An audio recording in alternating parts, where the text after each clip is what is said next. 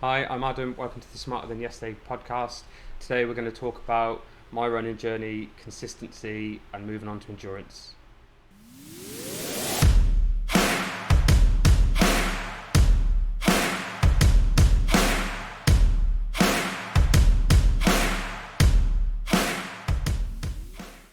Adam, how you doing, mate? Yeah, good, thank you. Yeah, good. What have you been up to today? Well, I went for a run first thing this morning. Yeah. Then working from home. Luckily, admin with all the doors and windows open because of the heat. And out this morning, obviously we've just gone through this UK heat wave. Was it still pretty warm this morning? Yeah, still pretty humid. But like yourself, I'm on a taper, so it's only I say only 4 miles. I don't mean only 4 miles, but with what we've been doing, it feels like only 4 miles. So we are, obviously it's quite warm, so we've got the fan on, so if anybody hears any kind of background noise, that's the fans on full blast. So that's what that is. So we know you quite well, Adam, but for those who don't know you, just let us know who you are, where you come from, that kind of stuff. So I was born in Hereford, lived here most of my life. I only went away when I was in the army for about 10 years. 45, hopefully don't look it, feel it some days. And I currently help victims of crime through the criminal justice system as a job, which is really fortunate because it does give me a lot of flexibility with my training actually. Cool. So you mentioned then only time leaving Hereford was for the army. What age was that? So I joined at 16 straight from school. Yeah. So I finished my last exam in June and I was in the army beginning of September to do basic training, and I was in then for 10 years till I was 26. Wow. In 10 years, that's a pretty decent stint, isn't it? Yeah, loved it. Probably the only regret really was getting out, but you don't know what life has, do you? So No. you take it as it comes.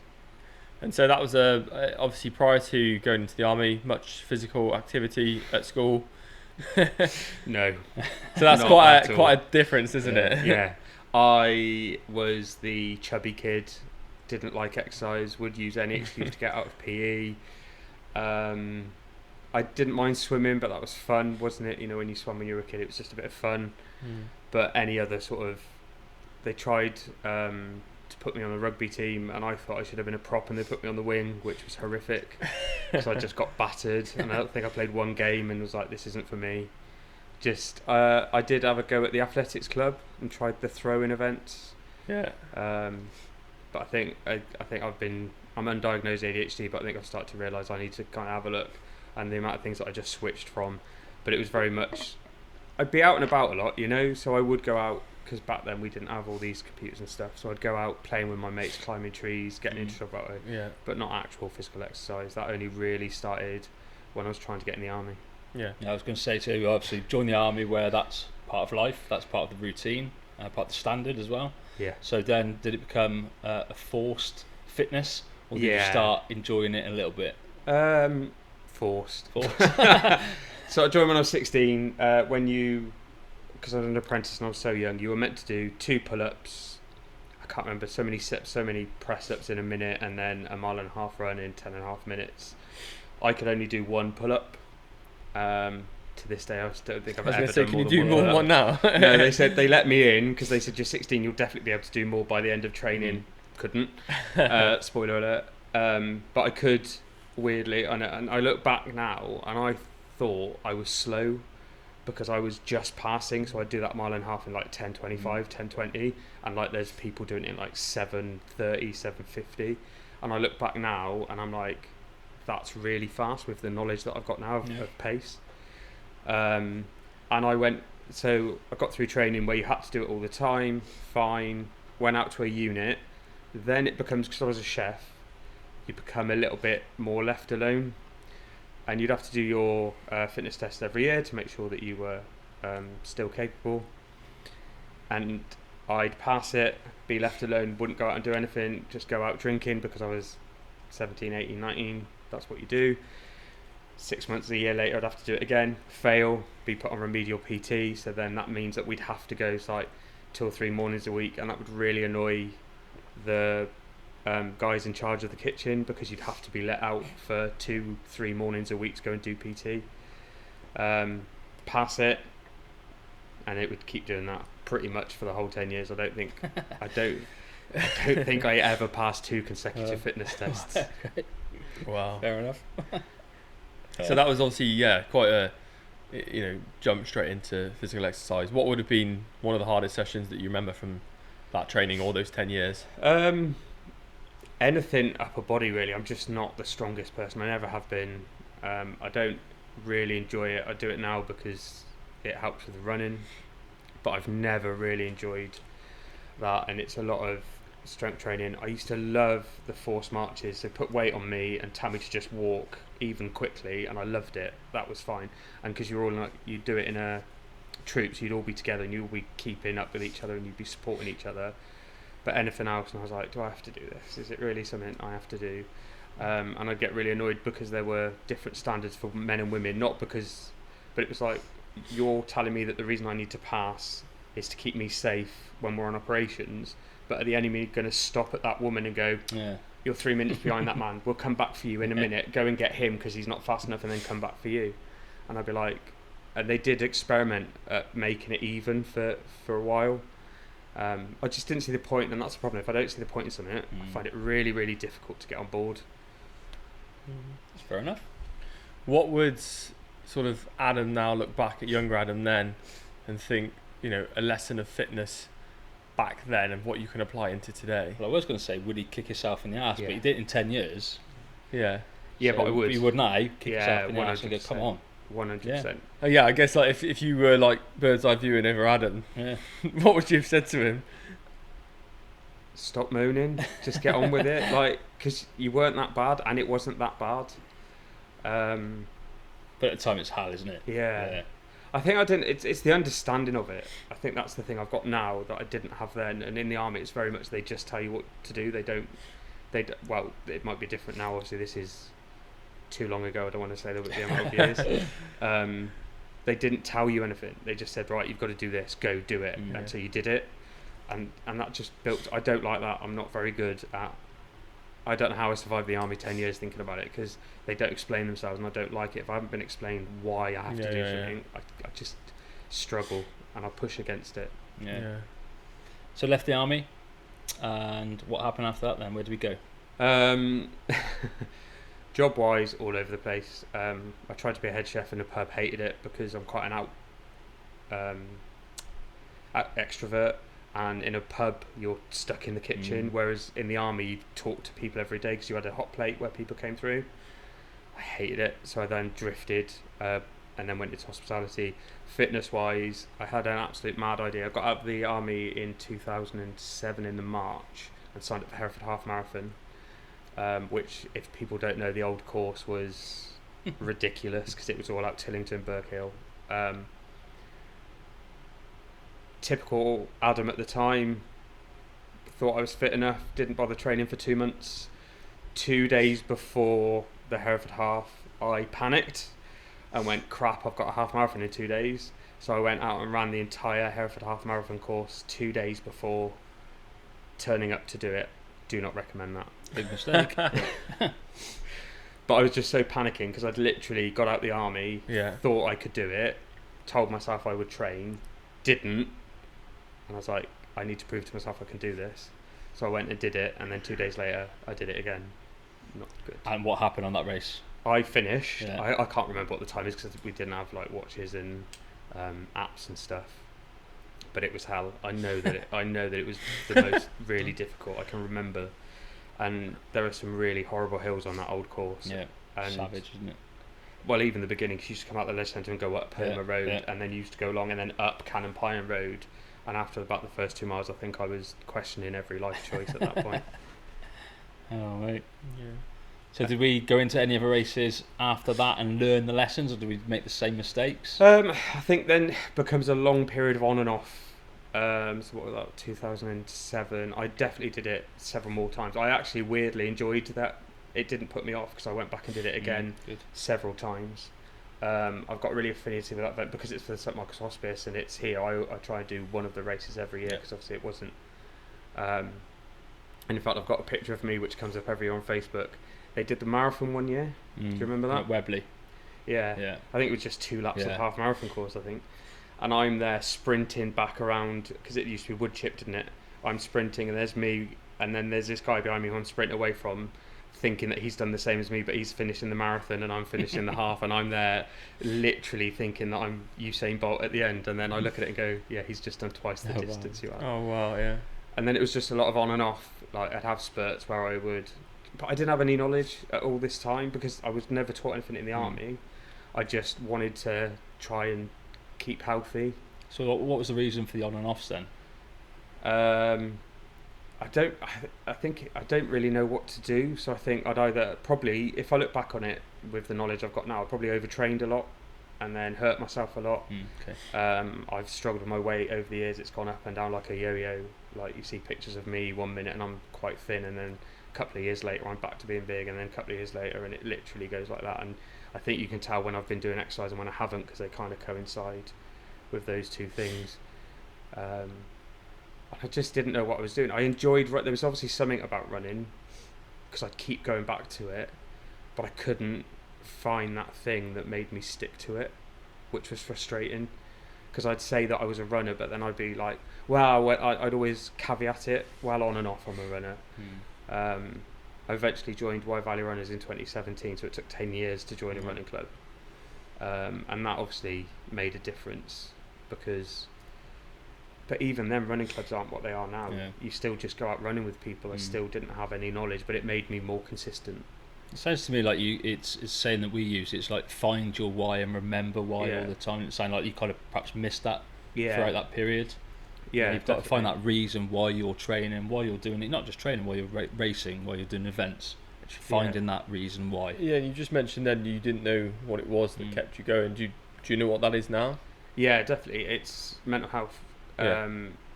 So I relied on food a lot for my mental health over the years, and I think the times that I didn't was when I was running more, and that's what was doing it. And now I've got to where I am in a much more healthy way, and I train much more consistently, and I realise that that's the difference.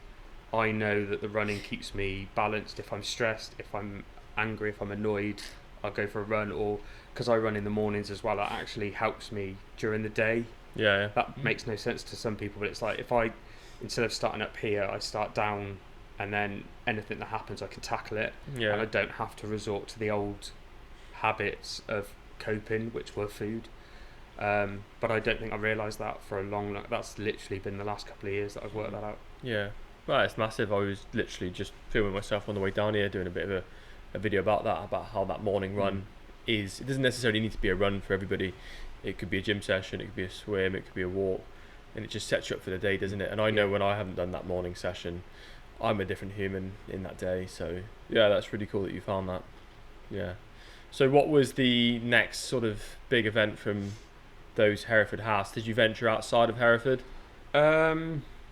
Not really up until so I joined Wye Valley Runners, and I did Hereford half in 2017 and got my PB of 151 on a cup of tea, which absolutely blows my mind right now, because of the stuff that I know now. Again, I'd literally get up, have a cup of tea and go and run a half marathon, and I did 151, and that really, I look back on that because I never celebrated that PB, because it was 151 and my brain went, why wasn't it 150?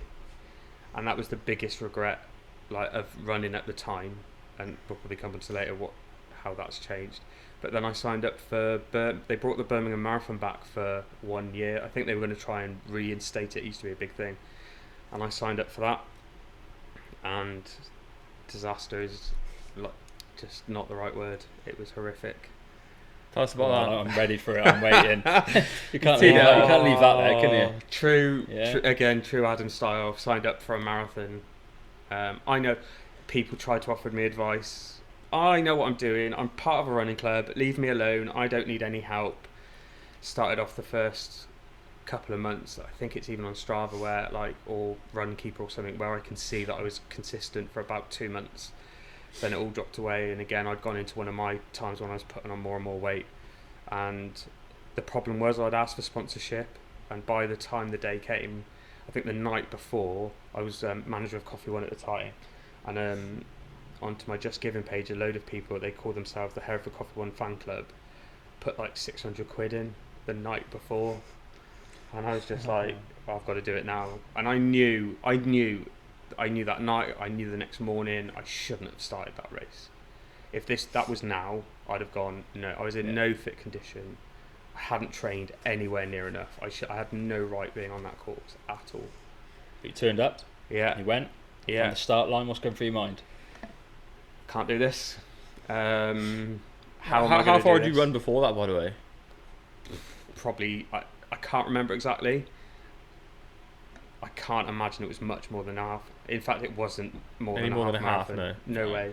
So just to put that into picture for everybody, when we're training for a marathon now, you're going to say 20 21 miles, and so to go from 13, you're doubling your distance to turn up on the start line. I've never run that distance before. We'll just put that into context and then carry on. So not only that, I was also probably 3-4 stone heavier than I am now. First half went brilliantly, funnily enough. Did it in a little bit over 2 hours. Was absolutely flying. Felt amazing because I'd done that before. That was known territory. Between 13 and 18, it started to get more difficult. I've always had issues with my right knee. Nothing like, not an injury. It just aches. It's just one of those things. We're all, as we get older, we all put up with like little niggles. But then at mile 18, it just went, nope, not doing it. And it absolutely, weirdly, about the halfway point, I'd started talking to this woman, and we'd run together, and she was having other issues, and we both had to kind of start walking at 18 miles, and I had to walk from mile 18 till mile 26.1 because I refused to walk over the line. I was in agony. I cannot tell you how much that knee was killing me. I couldn't put weight on it. I was limping, and I ran over the line crying, and I've never bought those photos because I'm absolutely sobbing because it is hurting so much. But again, the stubbornness in me goes, you've not finished this to walk over that line. There's no way. And I did it in 5 hours 59 minutes and 57 seconds or something. So as you can see, that's quite a difference between half one in 2 hours, half two in 4 hours. It was horrific. Right. So when you crossed that line then, was there a sense of disappointment, pride, or both, I suppose? Yeah, both. Yeah. A mixed bag. Disappointment because I knew exactly how I'd let myself get to that point. Yeah. And even to that morning without speaking up and going, I really shouldn't be doing this. But the fact that I finished it, because I think anybody, I don't care whether you walk it, run it, jog it, if you do a marathon, hats off to you, because it is, I'm still not a fan of them, even though I've done a couple more, but it was just pride. I still felt proud because it was 26 miles. Absolutely, it's a long way. And I'd raised about 1,300 quid for Samaritans, so that's decent. Yeah, I just had to try and put the rest of it aside. No, good. Well done for persevering with it, really. Yeah, I'd say so for sure. Yeah, fair play. Yeah, well done. So you mentioned obviously that your weight had fluctuated a little bit then. Throughout that journey in that period of time then, from running, not running, running, not running, did you have any other injuries or any other health challenges through that period of time? Just during that time actually. So in 2015, I joined Coffee One, and then in the September I started to get pain in my abdomen. And then this basically went over 3 years. Later, I think 2016 or 2017, they took my gallbladder out because they thought that's what it was. Went back to see the consultant a couple of weeks later, like you do, where they go, how is everything? And I went, it's exactly the same as it was before. And he went, oh, never a sound you want your consultant to make. No. Really? That ain't. And then he sat there and he started listing all these things. And the very first thing he said, I still can't remember what it's called, was what I've got. But he went, it won't be that. That is so rare. He'd come up from London to get away from complicated cases. He said, we used to have a joke about it. It's like, because I was sent for every single possible test that they could do at Hereford. I had endoscopic ultrasounds, normal ultrasounds, MRI, CT scans, like everything they could possibly do, and they couldn't work out what it was. They were going to do an operation in January of 2018, because they thought there might be scar tissue left from the gallbladder operation. But the hospital was closed for norovirus. You know how sometimes when it gets bad they close it and they stop any routine operations.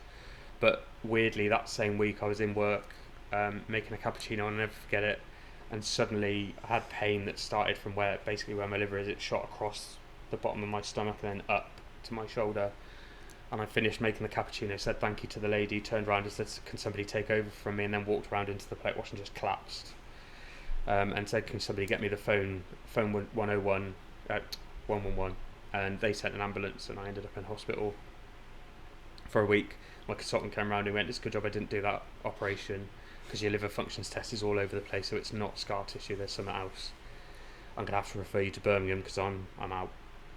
So I went up to Birmingham back another 4 or 5 times for another 4 or 5 tests, and they did this test called a T-Bida scan, which is a MRI scan, which is just over your liver, and they inject you with something, don't know what it is, and they watch your liver for an hour.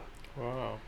And my valve doesn't work properly, so it will stay closed, just not open, and then all the bile will build up behind it, and then it'll go, I'm going to open now, and then it'll open, and all that bile that's built up behind it will shoot through, and both of those things cause pain. And my bile ducts are cyst because of it, because it's expanded so much, they class it as a cyst. So I had to go in, that was in the January, they put me on tramadol, which was horrific. I was doing a very physical job, I was on my feet 10 hours a day. People used to go, how are you working? I'm like, can't get sick pay, I've got to work. I always call that the year of the 2 runs, because I ran in January, got ill, took tramadol. In the October they did a procedure where they cut the valve open, so they've not fixed it as such, but they've just cut it open so the bile can get through, so when it doesn't work it still gets through, and that might be an issue further in the future, but I don't think about that because it's future. But when the consultant that did that, it wasn't my consultant up in Birmingham, he didn't listen to me, and you have to, it's like an endoscopy, so you're not out, you're sedated. And because I'd had the pain for 3 years, my consultant had said it doesn't matter how much you're sedated, because you're staying in, because it's been so long, because it's been chronic pain, I want to keep an eye on you overnight to make sure everything goes okay. So I said this to this consultant, and I said, look, I'm not very good, I've got a really rubbish gag reflex, please make sure I'm sedated. And he just kind of dismissed me, said I know what I'm doing, walked off. Halfway through, I remember coming through and I was full of tubes, and I convulsed 3 times, I just remember. Got into recovery, woke up, kind of started to come to, and the pain was even worse than it had been before. But me being me, because I don't like disturbing people, I don't like I was biting my pillow, screaming into my pillow because I was in that much pain, but I was in a recovery room full of other people, so I thought they don't need to.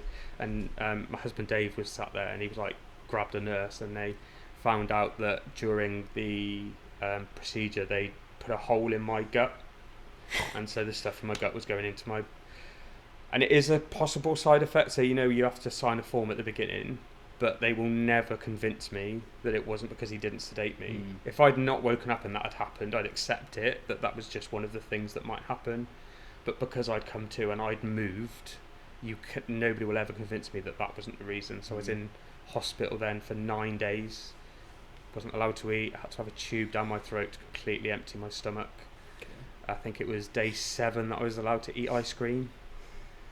Day 8 I was allowed to eat soup, and then day 9 they let me go home, then I had to have another 9 days off work.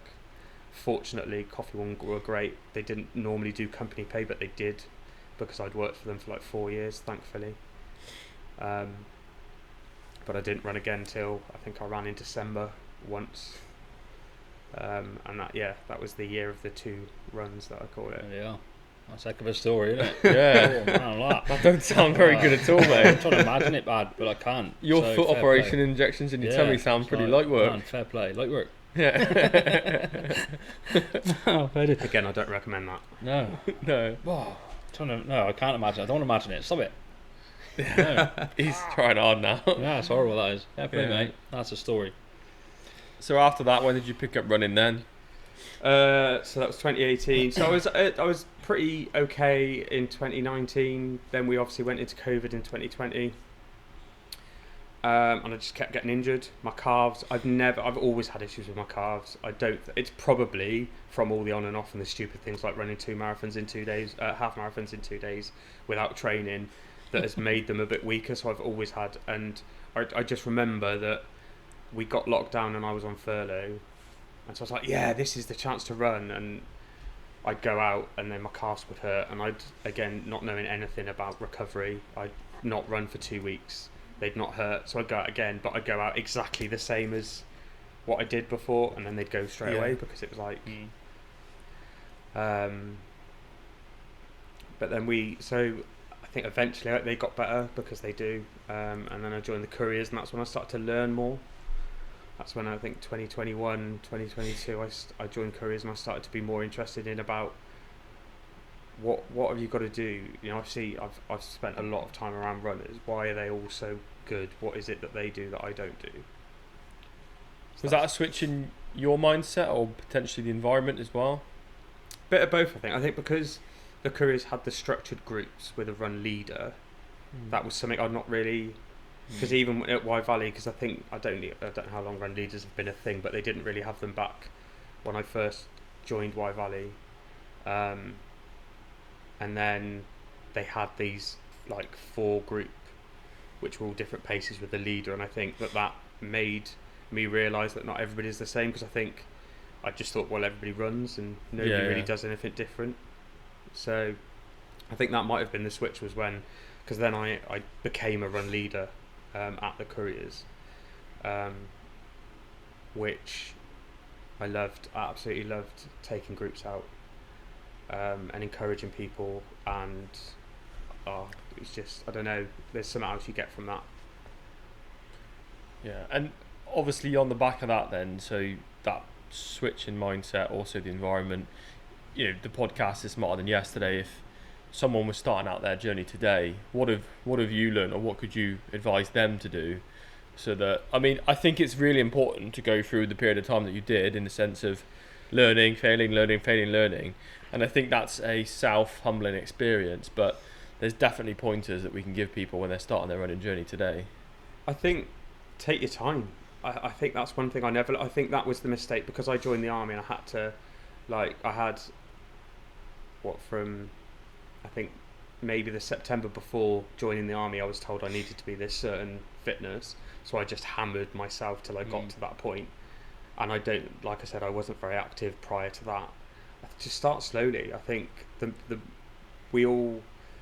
lot of people that start running look at people that run 5k and think, oh, well, that's not very far, I can just run, which is why I said earlier, I'm not saying only 4 miles, because it's the word that I hate in running. It's like, but you've got to look at where you are compared to everyone else. Yeah. If you can only run for 3 minutes and then walk and then run then do that, and start slowly. You don't have to look at and don't look at anybody else.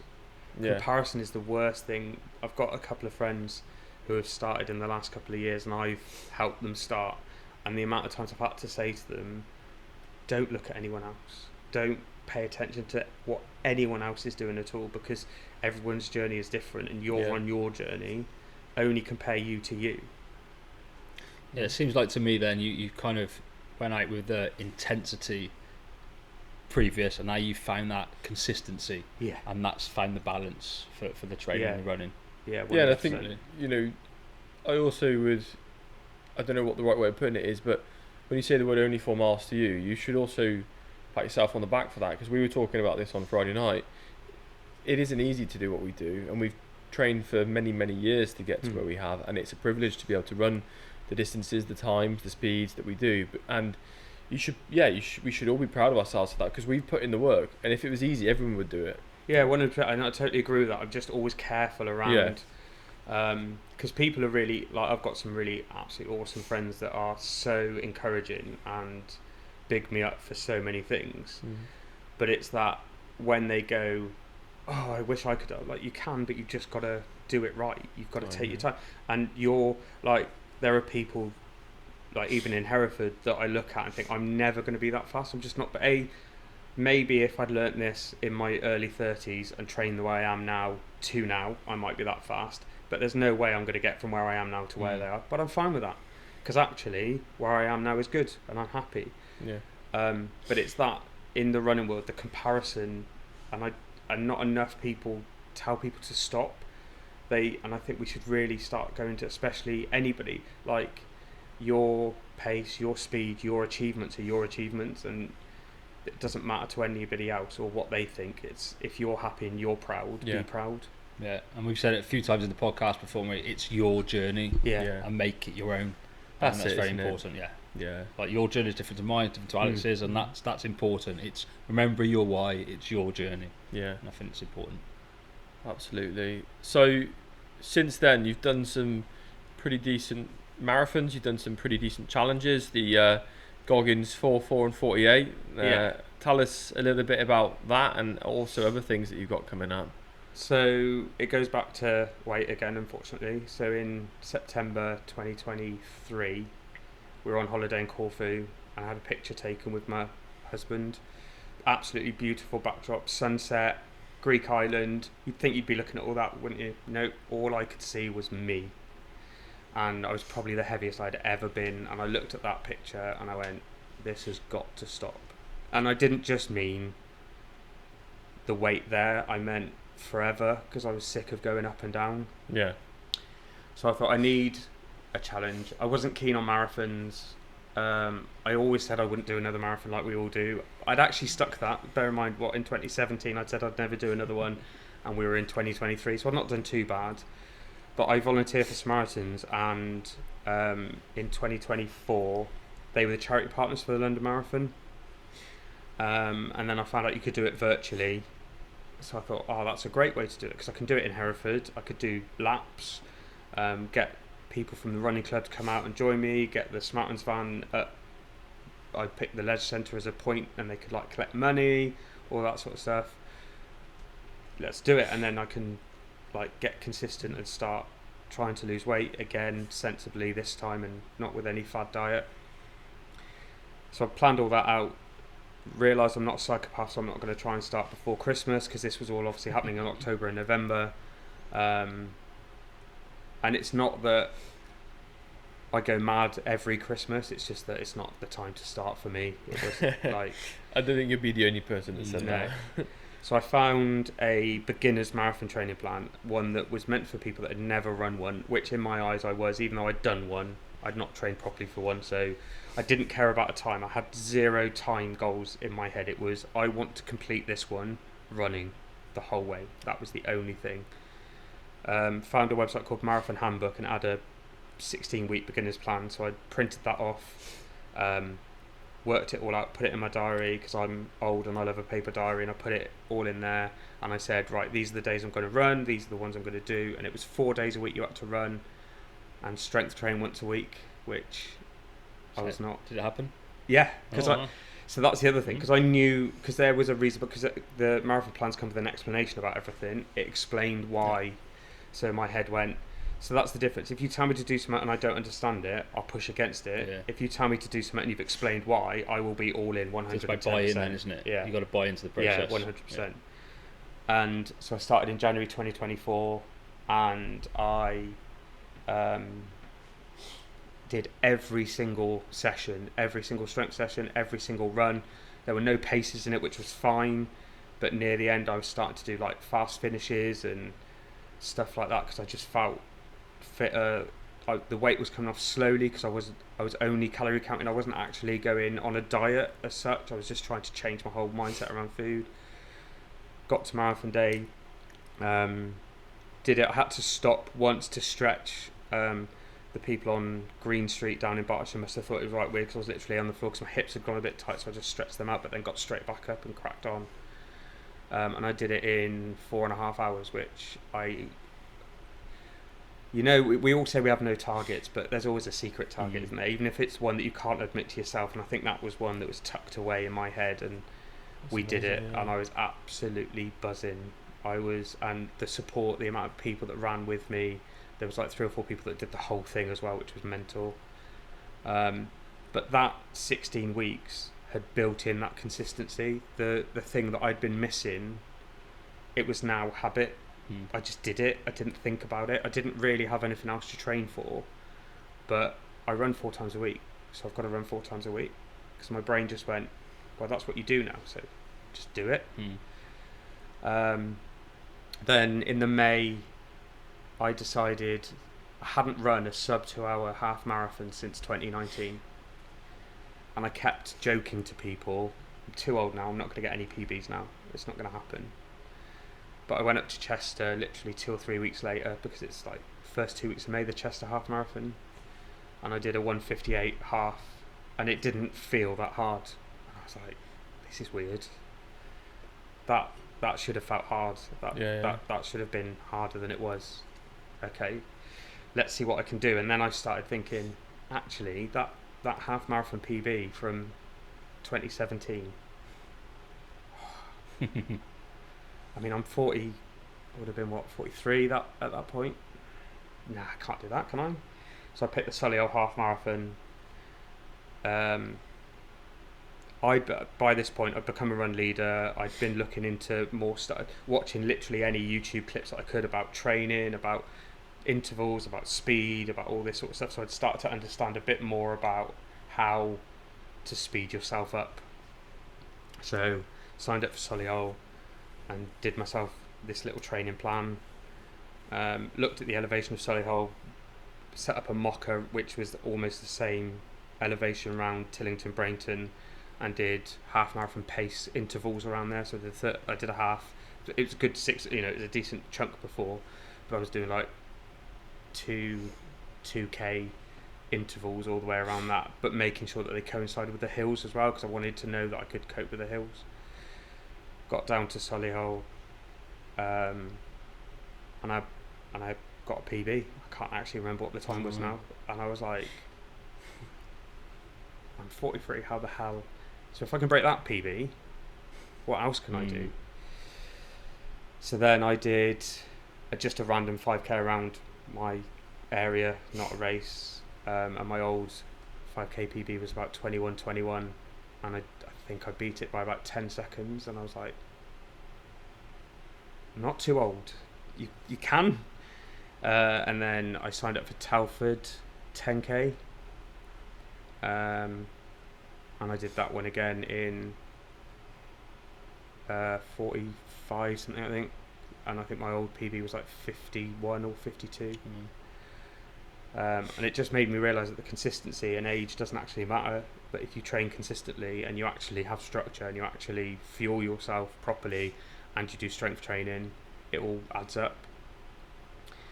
And then so I'd done all of this, and I was like, well, what else can I do? Because like, it's all fun, but so I'm not very good with dates, so I'm trying to work out. So did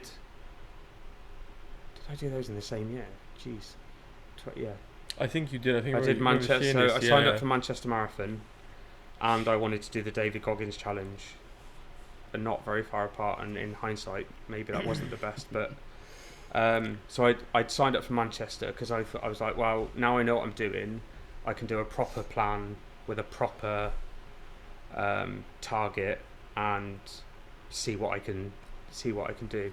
So I set myself a target of 4 hours. Again, found just another generic training plan that was a sub 4 hour. But while I was training for it, I was getting like the intervals that they were telling me to do were just feeling so easy, and I was doing it faster. So I kind of reset. I always have an A, B and C goal for races now, which I never used to have, and that to me is like invaluable. C is always like the minimum that I'd be happy with, that I can go home and I could be right. And it doesn't always have to be a time target. A lot of the time it is, but it could just be you just kept consistent, whatever it is. And then the B and A targets are like stretch targets that I'd really love to get to. And I was definitely in the shape to do a 3:30, but it was really hot last year, and panic brain went, oh crap, it's really hot, you best drink more, eat more, take more salt, because you're going to need to do all of that. And I took way too much in the first 15-16 miles. By mile 18 I was going to throw up. I felt like literally, like, I didn't touch my water bottle or the gels for the last.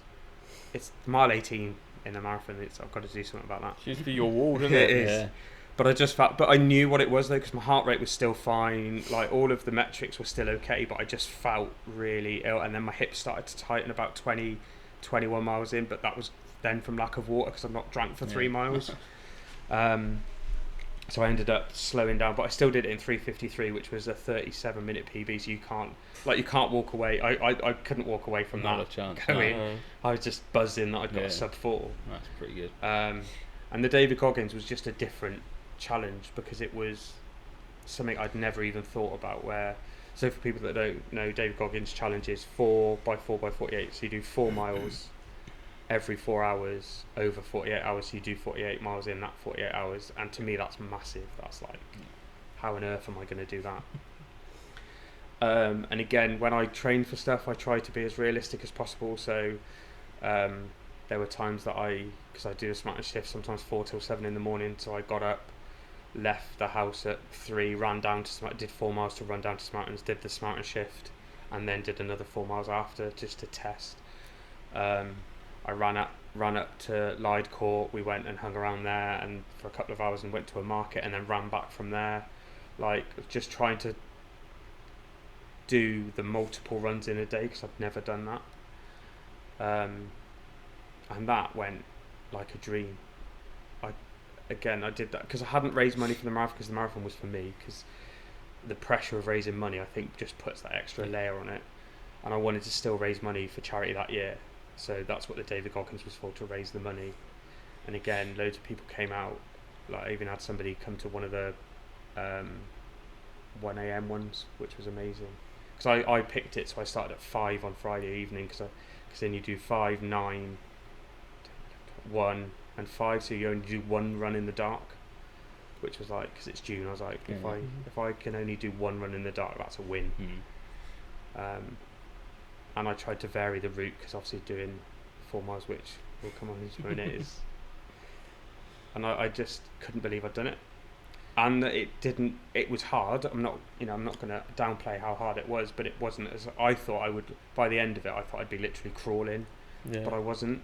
I think that's going back into the lessons you've learned though, isn't it, and the education that you put on yourself, and not just rocking up to the David Goggins challenge, having a cup of tea and that's it. That's what you did with the half marathon, and there's so much more education in you now. It sounds like you respected it a little bit more as well, like, and gone, okay, I need to put this in, this commitment, this effort into it to not respect it. Winging it, really, because winging it doesn't work. No, I'd worked out what I could eat in between, because obviously you only had 4 hours in between every single lap. You didn't have a choice. You had to.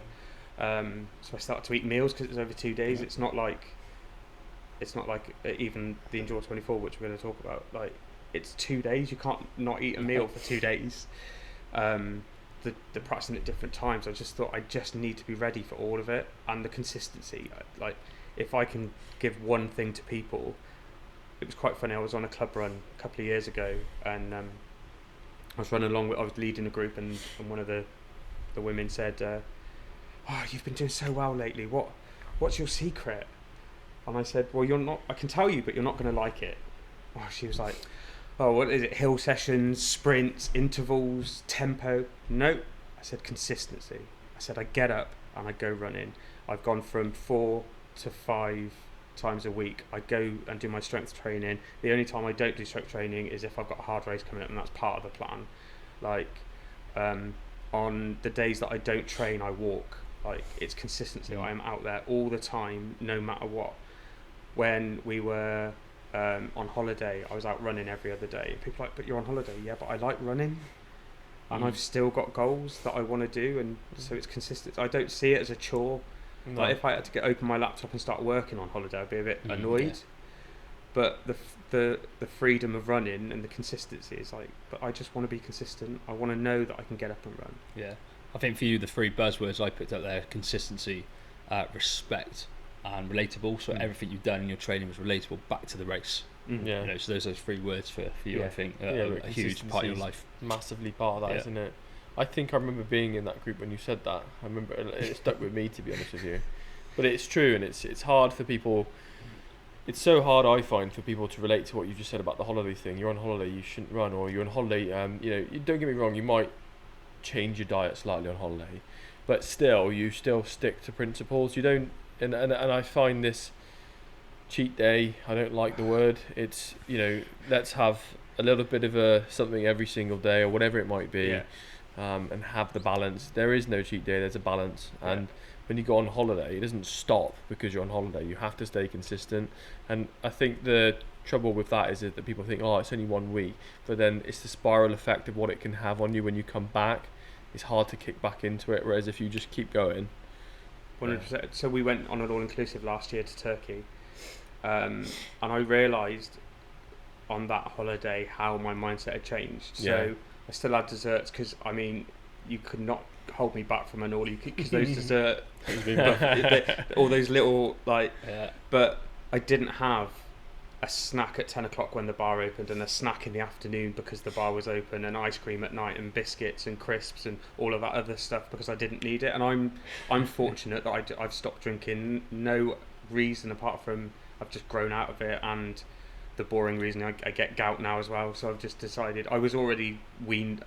I never drank very much the last few years anyway, and then getting gout was the last straw. As I just don't need it. So I'm fortunate that I don't need to think about that on holiday. We just drank soft drinks. But I still enjoy, I went to dinner and had a nice dinner, but I just didn't. I realised I just used to eat and I used to feel uncomfortable after, and I don't ever, I never get to that point anymore because I understand that actually I'm full. We go out for meals, I eat chocolate, I eat crisps, I eat biscuits, but in moderation, and they are just a little part of my diet, not the main part, which is what it used to be. And like you said, I still enjoyed myself on holiday. I did not feel like I restricted at all on that holiday. Yeah, I'm going on holiday in about 55 days, and I'm going to smash the ass out of the fucking all-inclusive, mate. Yeah, it's going to have it. It's that dessert, mate. Honestly, it's like, it's like, oh yeah, it's you going to get have excited it, mate. that first day, little portions, but on my plates up here, mate. But I think there's a balance as well. Like you said, you mentioned that balance. You've got to enjoy yourself. We're not paid athletes. Well, we said that, didn't we? So we had some lunch on Sunday and then dinner, and we did the Midnight Ultra on Friday, and we said to each other, if we can on the Saturday and the Sunday have some food that is, a bit more calorific, and it isn't the cheat day. I'm not going back on what I've just said. It's if you can't run an ultra at midnight and then have something that is a bit more calorific on those 2 days, what is the point? There is no balance.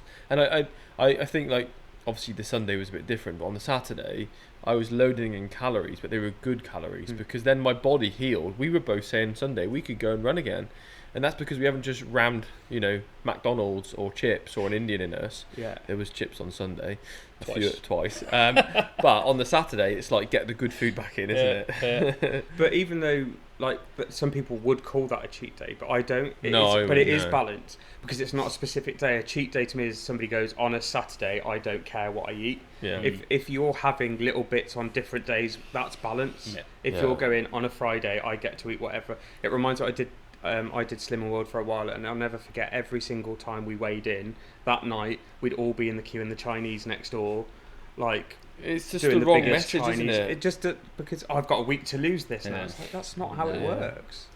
Cool. Moving on to the next challenge, and it's very, very, very soon. 10 days actually. 10 days away. So talk us through that. What is it? Why are you doing it? Well, some mad person started talking about it last year. He's not too far away from here, and it's not you, Darren, is it? Endure 24.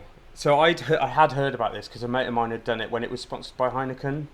And he'd done it as a team, and he told me about it. And then Anne, who you've had on here before, has done a similar one, Joust or something, which is similar, I think, down in Wales. And I was like, again, it's that, you do. That's the problem with running. You do things, don't you? Go, what's next? I've done a marathon. You can improve your time, but is that really what you want to do? And Alex was talking about it, and then the next minute I know I've signed up as a solo Endure 24 runner, and I'm like, what? So let's explain Endure 24. So it's a 24-hour race. It starts in 10 days at midday on the Saturday, and then we do as many laps of an 8k 5-mile course as you can. I always say /want to, because some of us aren't mental and are going to just do what we can. and it's absolutely terrifying. It's the most terrifying thing I've ever done. Just the idea. Is it terrifying because you're worried, or is it terrifying because you're excited? both? Or both, yeah. It's the unknown. Yeah. Like Yeah. you know, our trainers. This is one thing that I coming back to comparison, which is why it's so important, because we know each other really well, and I have had to work on not comparing myself because our training has been very, very different for the same event. And if I'd let myself dwell on that, I would feel unprepared, but I'm not, because I know that I've done the training that's right for my target and my plan. Yep. So I've got, again, A, B and C target, absolutely essential for me. So my C target is 50 miles, 10 laps. Cool. Because in my head I did 48 miles in 2 days last year. So if I can do 50 in one, that's 100% improvement. Winner. Not bad, is it? B target is 65 and A target is 75. Yeah. That would be like, I'd be on cloud 9 if I could do that. Scary saying out loud. Yeah, I must admit, he's taught me into a bloody ultra. I have He told you that, so yeah. So September, yeah, innit? I signed up to Equinox 24 Yeah. in September, so I'm going to support him in 10 days' time, and obviously you'll Yeah. be there, and I'll be supporting you. Yeah, And I'll bring I'm a coming whip. down at 5:30 in the morning Yeah. to come and be next to you. It'd So be that class, mate. It'd be class. Yeah. So Yeah. it'd be a mental challenge, emotional challenge as well. There'd be a lot of Yeah. things going through your mind. Have you prepared for those kind of things? Those mental thoughts, those um, emotional thoughts. I think Sunday definitely prepared me for that. So I wanted to do one run where I started at the time that we started, because I'm an early morning runner. I run at 5 in the morning. Even on a weekend, it's not much later. I'm really not an evening runner either. If I do ever run in the evening, I finish work and literally I'm out the door running because I don't want to wait. So I was meant to do it Sunday before, but I got ill. I had some sort of 24-hour bug, so I couldn't go out. So I was like, right, it fit in. It didn't mean I was doing too many miles, because again, you shouldn't catch up. But by reducing the miles in the week a bit, I could add it in on Sunday. And obviously, we all know that this Sunday was literally one of the hottest days in human history. And I started at midday. So my plan is to do 2 laps, have 50 minutes to an hour, and then go out again. So I went out at midday on Saturday, got back about 25 to 2, went back in, fueled, rehydrated, went out again at 2:30. Those 2 laps took me longer, but I was really proud of myself, because obviously 3 o'clock in the afternoon is the hottest part of the day. I know everybody thinks it's midday, but it's really not. Yeah. It's that mid-afternoon is the hottest. And I was keeping an eye on my heart. I wasn't looking at the pace. I was keeping an eye on my heart rate. So normally I have quite a low heart rate, and it's quite a funny point between me and my husband, because when I go for a run, I'll come and he goes, what was your low and what was your average and what was your high? And it's like, normally my high was his average. So but on Sunday, on the second 2 laps, I was doing 10:30s and my heart rate was 154 on the flat. So even going up hills, I was just trying to keep it below, or as close to below 160 as I could, because I was like, that's the fatigue. So not caring about it, because I was like, actually, even on the day, if I have to do this, if I only have 40 minutes break, it's better to have 40 minutes break where I've got less to recover from than fatiguing because of your heart rate's gone too high, and then trying to recover because you're not actually going to recover. So and the loop that I chose around has the same sort of elevation, so it's probably, there's places like Wordsworth Road next to the the monument, up by the Three Elms, up over Roman Road, literally, because that's apparently I really hope that it's not as bad as it feels on those 2 laps. But I did it, and I did those 2 because now I feel like I am ready for it, because it is not going to be, that was an exception. It was like 28 degrees by the time I finished. Yeah. I can't imagine it's going to be like that in 2 weeks' time, even, you know. I've been looking, but you can't really look that far ahead because it will change. It says 21 and raining Changes at the like the moment, weather, but mate, it's too far. But it made me feel like I could take on anything. Yeah. Like, because I finished that. I did it. Not going to lie, 3rd lap, so the middle of the second time, I was coming back and I was like, well, you've done 15. You've still done 15. You could just go in. Like, nobody's watching. Yeah. Did I go in? Absolutely not. I just went out and carried on. discipline, Because, yeah. Discipline mindset, absolutely. Yeah. Wow. Wish you all the best with it, mate. Yeah, it's going to be good. It's 10 gonna days. be epic. I can't wait now. Oh, brilliant. Nor can I. Cool. So moving on to our quick fire round, okay, mate? Yeah. All right. Quick fire round. Here we go. Favorite running shoe? The new Adidas Ultra Boost. I picked them up by complete mistake, and I absolutely love them. Good mistake. Nice. I was in Birmingham and they were half price in the Adidas store, and they are love them. Right. Good mistake to make then. Yeah, that isn't too bad, Yeah, is it? What's the favourite race you've done? New at 9. I don't know why. I love it's so random. Yeah, you've told me about that a few times. We're going to have to go and do I it. love that race. You get cake after any Yeah. race that you get cake. It's because it's hilly in the first half and then downhill in the second. So you get all of the pain out the way in the first bit, and then you can just go. Love it. Cool. Recommend it to anyone. Go do it. Hardest session you've completed ever? That could be a race. That could be a session, like I said. So. A hill session that somebody abandoned me on.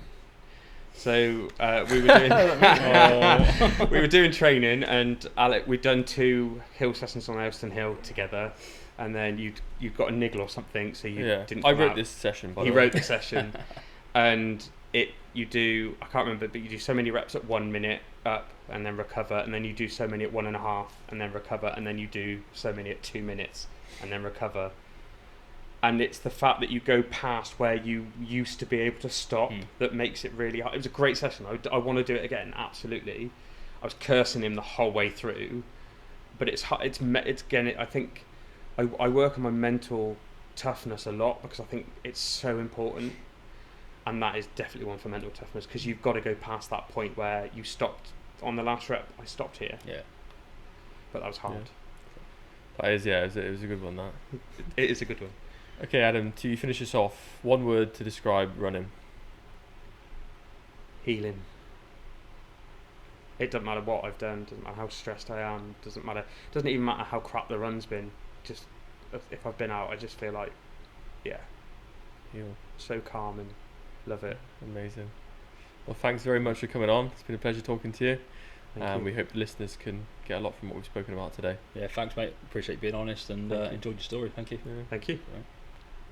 So, Alex, quite an emotional sit down with Adam there today. Really brought a lot to the podcast. Yeah. Some highs, some lows. So, yeah, amazing. Yeah, he was really honest, and I think talking about leaving school, going in the army at 16, that's a big thing, isn't it? And then that fluctuation of passing the fitness test, not passing it, that travelled outside of the army, didn't it, with his life and his running and his weight. But he found that why. We talk about that why. Yeah. It's really, really important.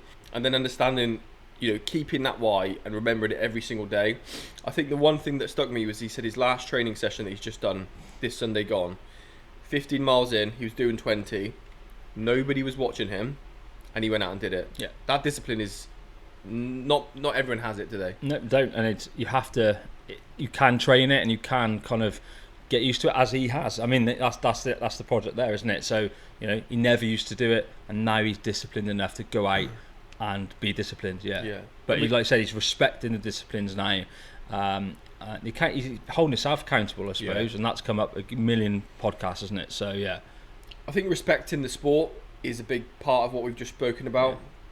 Going out and running a half marathon on a cup of tea is not respecting the sport, and it's not respecting the people that are turning up that haven't done that. And he realised that he couldn't just carry on like that.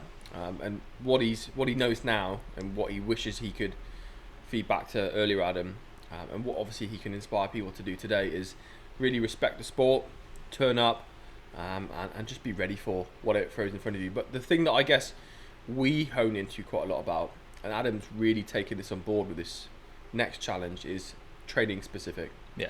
Specific for you, not comparing yourself and what other people are doing. Like you said in the podcast, his training is different to your training because you've got different goals, different targets, and that's important. Remember your why and stick to it, and tell yourself every so often, why am I doing this, and go back to roots. And he really is passionate about anyone can run, and your pace is your pace. Yep.